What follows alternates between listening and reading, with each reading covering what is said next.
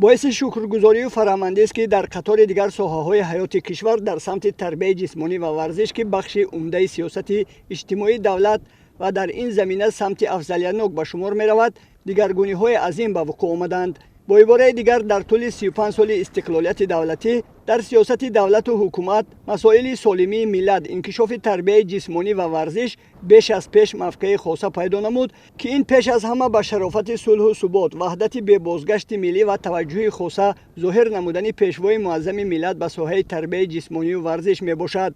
در زمان صاحب استقلالی کشور در برابر دیگر منطقه‌های تاجیکستان در ناحیه عینی نیز ساحه ورزش رشد یافت. در این دوره در این ناحیه نزدیک 50 انشاءات ورزشی ساخته به استفاده داده شد که این برای رشد و عمومیت ورزش زمینه مساعد فراهم آورد. عین زمان در ناحیه عینی 2 مکتب ورزشی فعالیت دارند. در مکتب ورزشی رقم 1 این ناحیه 17 مربی صاحب معلومات از روی 8 نمود ورزش و 368 نفر ورزشکاران مشق و تمرین می‌دهند. مورد استفاده قرار گرفتن انشاءات‌های ورزشی زمانوی در این ناحیه امکانیت فراهم می‌آورد که ساکنان به ورزش مشغول شده همیشه صحت و سلامت باشند. همچنین ورزشکاران ناحیه امکانیت پیدا نمودند که در مسابقه‌های بین المللی و جهانی اشتراک نموده پرچم کشور عزیزمان را بالا بردارند. باید یادآور شد که در زمان صاحب استقلالی کشور در ظرف 35 سال استقلال ساحه ورزش رو به رشد نهاده ایستاده است و نفسی دوباره گرفت که امروز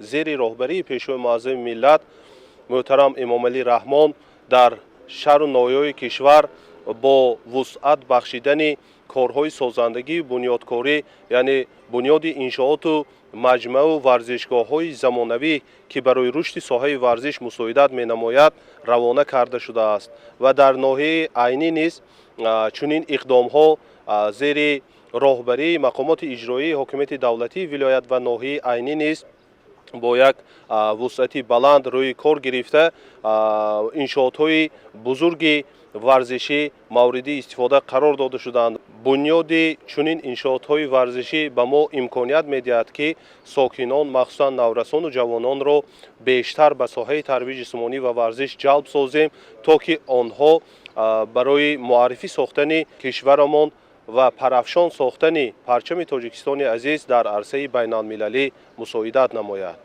همین است که پیشوای معظم ملت در مورد نقش و اهمیت ورزش در سخنرانی‌هایشان تاکید می‌نمایند که ورزش از یک طرف معنای نیرومندی و سالمی، بردمی و درازعمری باشد، از طرف دیگر شرف بلندی به جهانیان معرفی کردن وطن، عامل تحکیم صلح و دوستی میباشد. ساحه ورزش یکی از سمت‌های اساسی پیشگرفته حکومت مملکت بوده بهر سالمگردانی اهالی جامعه روانه گردیده است. ورزشکاران با اراده و متانت خویش امروزها تاجیکستان عزیز را در عرصه جهانی معرفی ساخته پرچم ملت را پرافشان نموده ایستادند. محض در پیشرفت ساحه ورزش سهم اساسگذار صلح و وحدت ملی پیشوای ملت پرزیدنت جمهوری تاجیکستان محترم امام علی رحمان نظررس است.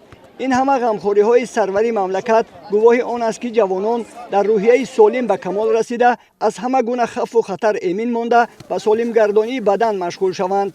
با پیروی از سیاست خردمندانه و دوراندیشانه پیشوای معظم ملت محترم امام علی رحمان با شعار توانایی، زیبایی و دانایی از ورزش است ما می توانیم جامعه سالم را بنیاد نماییم.